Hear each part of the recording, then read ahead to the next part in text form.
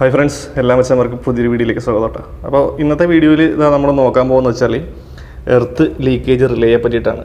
നമ്മൾ കുറച്ച് നാൾ മുമ്പ് ചെയ്ത വീഡിയോസിൽ നമ്മൾ RCCBയെ പറ്റിയും ELCBയെ പറ്റിയൊക്കെ വീഡിയോ ചെയ്തിരുന്നു. അതിൽ നിന്നും വ്യത്യസ്തമായിട്ടാണ് ഇന്നത്തെ എർത്ത് ലീക്കേജ് റിലേ അല്ലെങ്കിൽ ELR എന്നറിയപ്പെടുന്ന ഡിവൈസിനെ പറ്റിയാണ് നമ്മൾ പഠിക്കാൻ പോകുന്നത്.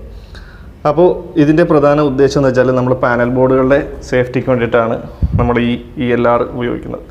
മറ്റേത് നമ്മൾ RCCBയും ELCBയും നമ്മൾ ഉപയോഗിക്കുന്ന ഹ്യൂമൻ സേഫ്റ്റിയുടെ ഭാഗമായിട്ടാണെന്നുണ്ടെങ്കിൽ ഇത് ഹ്യൂമൻ സേഫ്റ്റിക്ക് ഉപരിയായി നമ്മുടെ കൺട്രോൾ പാനലുകൾ അതേപോലെ മോട്ടറുകൾ നമ്മൾ ഉപയോഗിക്കുന്ന എക്യുപ്മെൻറ്റ്സിൻ്റെ സേഫ്റ്റിക്ക് വേണ്ടിയിട്ടാണ് നമ്മൾ ഈ ELR പൊതുവെ ഉപയോഗിച്ച് വരുന്നത്. അപ്പോൾ ELRനെ പറ്റി നമുക്ക് ഡീറ്റെയിൽ ആയിട്ട് പറയാം. അതായത് ഇതിൻ്റെ പുറത്തൊരു കവറുണ്ട്, നമുക്ക് ആദ്യം ഈ കവറൊന്ന് റിമൂവ് ചെയ്യാം. അപ്പോൾ പ്രധാനമായിട്ടും എന്തൊക്കെ കാര്യങ്ങളാണ് ഈ ELRൽ ഉൾപ്പെടുത്തിയിട്ടുള്ളതെന്നുള്ളത് നമുക്കൊന്ന് നോക്കാം. പ്രധാനമായിട്ടും 4 സ്വിച്ചുകളാണ് ഇതിൽ കാണുന്നത്. അതിൽ ഒന്നിൽ നമുക്ക് ഹെൽത്തി ഇൻഡിക്കേഷൻ വന്നിട്ടുണ്ട്, രണ്ടാമത്തേത് ഫാൾട്ട് എന്നുള്ള ഇൻഡിക്കേഷൻ.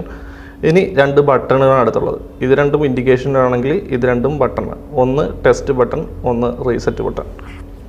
അതേപോലെ തന്നെ മുകളിലേക്ക് നോക്കുകയാണെന്നുണ്ടെങ്കിൽ ഇവിടെ കറണ്ട് റേറ്റിംഗ് കൊടുത്തിട്ടുണ്ട്, അതായത് ആംബിയർ റേറ്റിംഗ് ആണ്.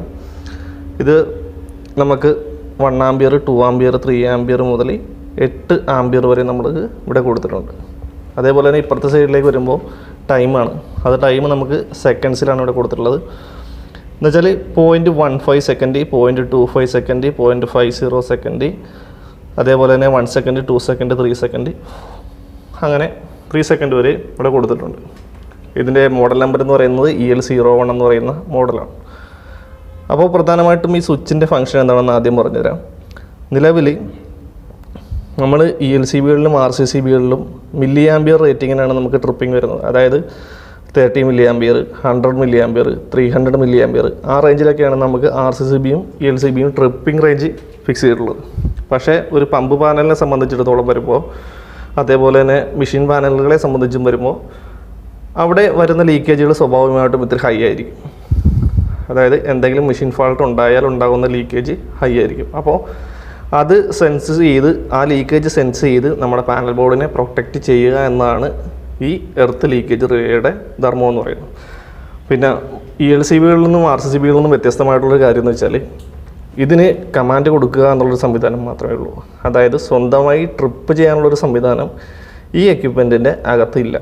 നമുക്ക് RCCBയിലേക്ക് വരുമ്പോൾ അതിൻ്റെ അകത്ത് സീറ്റിയും കാര്യങ്ങളൊക്കെ ഉണ്ട്. അതേപോലെ തന്നെ ട്രിപ്പിംഗ് കോയിലും ഉണ്ട്.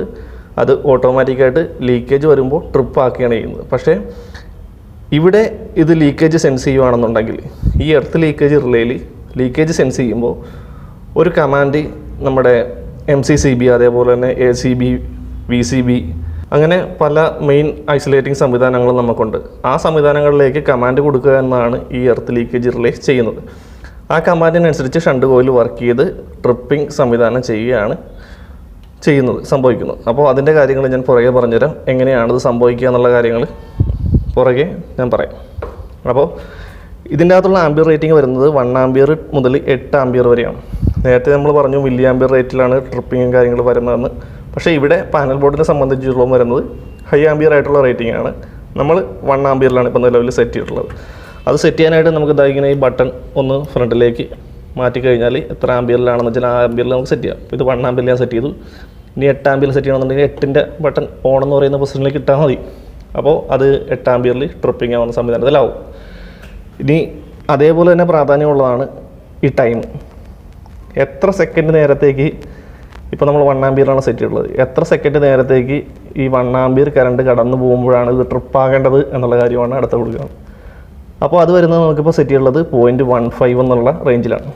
അതായത് 0.15 സെക്കൻഡിൽ 1 ആംബിയർ കറണ്ട് കടന്നു പോയാൽ അപ്പം തന്നെ ഈ സാധനം ട്രിപ്പിംഗ് കമാൻഡ് കൊടുക്കും എന്നുള്ളതാണ് ഇതിൻ്റെ അത് വരുന്നത്. അത് വേണമെന്നുണ്ടെങ്കിൽ നമുക്കൊരു 3 സെക്കൻഡ് വരെയൊക്കെ കൊടുക്കാം. പക്ഷേ ആരും ആ ഒരു റേഞ്ചിലേക്കൊന്നും ചെയ്യാറില്ല. നമ്മൾ എന്തെങ്കിലും ഫാൾട്ട് വന്നാൽ അപ്പം തന്നെ ട്രിപ്പ് വേണം എന്നുള്ളത് കൊണ്ട് തന്നെ 0.15 സെക്കൻഡിൽ ചെയ്യുന്നു. ഇനി ഇവിടെ പ്രധാനമായിട്ടും കൊടുത്തിട്ടുള്ളത് ടെസ്റ്റ് ബട്ടണാണ്. ഈ ടെസ്റ്റ് ബട്ടൺ നമ്മൾ മന്ത്ലി ടെസ്റ്റിന് വേണ്ടിയിട്ട് ഉള്ളതാണ്. അതേപോലെ തന്നെ എക്യുപ്മെൻറ്റ് വർക്കിംഗ് ആണോ എന്നുള്ള കാര്യം ചെക്ക് ചെയ്യുന്നതിന് വേണ്ടിയിട്ടാണ് ഈ ടെസ്റ്റ് ബട്ടൺ കൊടുത്തിട്ടുള്ളത്. ഞാനൊന്ന് പ്രസ് ചെയ്ത് കാണിച്ചു തരാം എന്താണ് സംഭവിക്കുക എന്ന് നമുക്ക് നോക്കാം. കണ്ടോ, ഫാൾട്ടിലേക്ക് വന്നു, ട്രിപ്പിംഗ് ആയിട്ടുണ്ട്. കണ്ടോ, ഹെൽത്തി മാറി ഫാൾട്ടിലേക്ക് വന്നു. ഇനി നമ്മളിത് റീസെറ്റ് ചെയ്യണം. റീസെറ്റ് ചെയ്താൽ നേരെ ഹെൽത്തിയിലേക്ക് പോകും. ഈ സമയത്ത് നിങ്ങളൊരു സൗണ്ട് കേട്ടിട്ടുണ്ടാവും.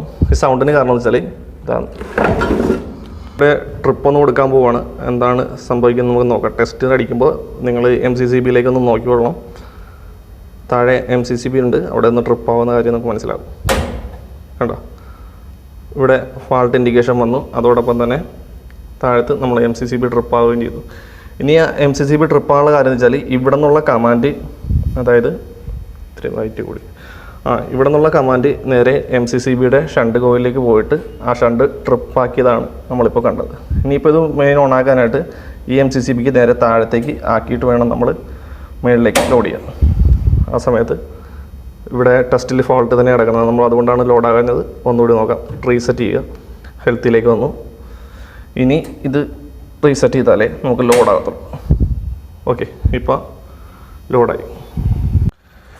ഇനി പ്രധാനമായിട്ട് ശ്രദ്ധിക്കേണ്ട മറ്റൊരു കേസ് എന്ന് വെച്ചാൽ, നമ്മൾ ടെസ്റ്റ് ബട്ടൺ പ്രസ് ചെയ്തു, ഫാൾട്ട് ഇൻഡിക്കേഷൻ വന്നു കഴിഞ്ഞാൽ ഇനി നമ്മളത് റീസെറ്റ് ചെയ്യണമെന്നുണ്ടെങ്കിൽ MCCB നോർമലായിട്ട് ട്രിപ്പാവും. അതേപോലെ തന്നെ ACB ആണെങ്കിലും VCB ആണെങ്കിലും എന്താണ് ഉപയോഗിക്കുന്നതെങ്കിൽ അത് ട്രിപ്പായി പോകും. അത് ഈ കമാൻഡ് ഫാൾട്ടിൽ കിടക്കുന്നിടത്തോളം കാലം നമുക്ക് അതിനെ റീസെറ്റ് ചെയ്യാനായിട്ട് സാധിക്കത്തില്ല. അപ്പോൾ ഫാൾട്ടായി കഴിഞ്ഞാൽ നമ്മൾ റീസെറ്റ് ബട്ടൺ പ്രസ് ചെയ്ത് ഹെൽത്തി എന്ന് പറയുന്ന മോഡിലേക്ക് ആക്കിയാൽ മാത്രമേ ഉള്ളൂ നമുക്ക് ACB ആണെങ്കിലും VCB ആണെങ്കിലും MCCB ആണെങ്കിലും വീണ്ടും ഓണാക്കാനായിട്ട് സാധിക്കത്തുള്ളൂ. ഓക്കെ, അപ്പോൾ ട്രിപ്പിംഗ് സെറ്റിൻ്റെ കാര്യങ്ങളൊക്കെ പറഞ്ഞത് മനസ്സിലായി എന്ന് വിശ്വസിക്കുന്നു. ഇനി നമുക്കിതിൻ്റെ ബാക്ക് സൈഡിൽ നോക്കാം. എന്തൊക്കെ കാര്യങ്ങളാണ് ഇതിൻ്റെ ബാക്ക് സൈഡിൽ വന്നിട്ടുള്ളതെന്ന് നമുക്കൊന്ന് മനസ്സിലാക്കാം. അപ്പോൾ ഇപ്പോൾ കാണുന്നതാണ് നമ്മൾ പുറകിലുള്ള വയറിംഗ് ഡയഗ്രം എന്ന് പറയുന്നത്. അതിൽ നമുക്ക് L1, L2, L3 ന്യൂട്രൽ, അതേപോലെ തന്നെ MCCBയുടെ സെക്ഷൻ കാണാം, അല്ലെങ്കിൽ ACBയുടെ ഇത് കണ്ടിട്ടുണ്ട്. കണ്ടോ, MCCB അല്ലെങ്കിൽ ACB. ഇതിൻ്റെ ഷണ്ട് കോയിലിൻ്റെ ഡീറ്റെയിലാണ് ട്രിപ്പ് കോയിൽ എന്ന് പറഞ്ഞിട്ട് അവിടെ കൊടുത്തിട്ടുള്ളത്. ഇനി അപ്പർ സൈഡിലേക്ക് വരുമ്പോൾ CB/CT നമുക്ക് കാണാൻ പറ്റും. അതായത് CT വരുന്ന കണക്ഷനാണ് കാണുന്നത്. S1, S2 എന്ന് പറയുന്ന ടെർമിനലിൽ. അതായത് ഈ ടെർമിനൽസിൽ ഓക്സിലറി സപ്ലൈയുടെ ഡീറ്റെയിൽ ആണ്. ഒന്നാമത്തെ വയർ വരുന്നത് ഫേസ്, രണ്ടാമത്തെ വയർ ന്യൂട്രൽ, മൂന്നാമത്തെ വയർ ട്രിപ്പ് കോയിലേക്കുള്ളത്, 4 ട്രിപ്പ് കോയിലേക്കുള്ളത്, 5 6 CTയിൽ നിന്നുള്ള കണക്ഷനാണ് കാണുന്നത്. ഇനി നമുക്ക് അടിയിൽ കൃത്യമായിട്ട് തന്നെ അത് മെൻഷൻ ചെയ്തേക്കണം നമുക്ക് കാണാൻ സാധിക്കും. Face neutral NC, common NO, S1, S2. Okay, ഇനി ഇതിൻ്റെ ഡീറ്റെയിൽ ഇപ്പുറത്തേക്ക് വരുമ്പോൾ നമ്മൾ MCCB സെക്ഷനാണ്. ഈ MCCBയുടെ ഈ സൈഡിലായിട്ട് 2 വയർ കണ്ടോ, ഇതിൻ്റെ ട്രിപ്പിംഗ് കോയിലിലേക്ക് പോയിട്ടുള്ള സംവിധാനമാണ്. അതായത് നമ്മുടെ ഈ S1, S2 എന്ന് പറയുന്ന ടെർമിനൽസിൽ നിന്ന് അങ്ങോട്ട് പോയിട്ടുള്ളതാണ്. അതേപോലെ തന്നെ CB/CT നമുക്ക് താഴത്ത് കാണാം.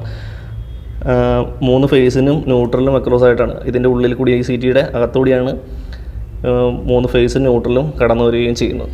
അപ്പോൾ ഇത്രയും കാര്യങ്ങളാണ് പ്രധാനമായിട്ടും ഇന്നത്തെ നമ്മുടെ എർത്ത് ലീക്കേജ് റിലേയുമായിട്ട് ബന്ധപ്പെട്ടിട്ടുള്ള വീഡിയോസിൽ പറയാനുള്ളത്.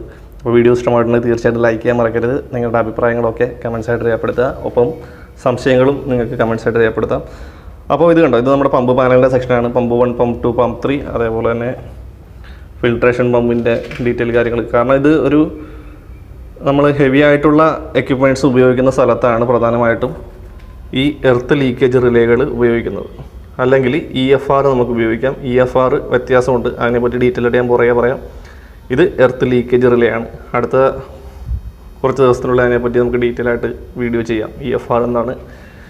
അപ്പോൾ ഇന്നത്തെ ELRനെ പറ്റി കൃത്യമായിട്ട് മനസ്സിലായിട്ടുണ്ടെന്ന് വിശ്വസിക്കുന്നു. അപ്പോൾ മറക്കാതെ നമ്മുടെ ചാനലൊന്ന് സബ്സ്ക്രൈബ് ചെയ്തേക്കുക, ആദ്യമായിട്ട് കാണുന്ന സുഹൃത്തുക്കൾ. അപ്പോൾ മറ്റ് വീഡിയോ ആയിട്ട് നമുക്ക് വീണ്ടും വരാം. അതുവരേക്കും ബൈ.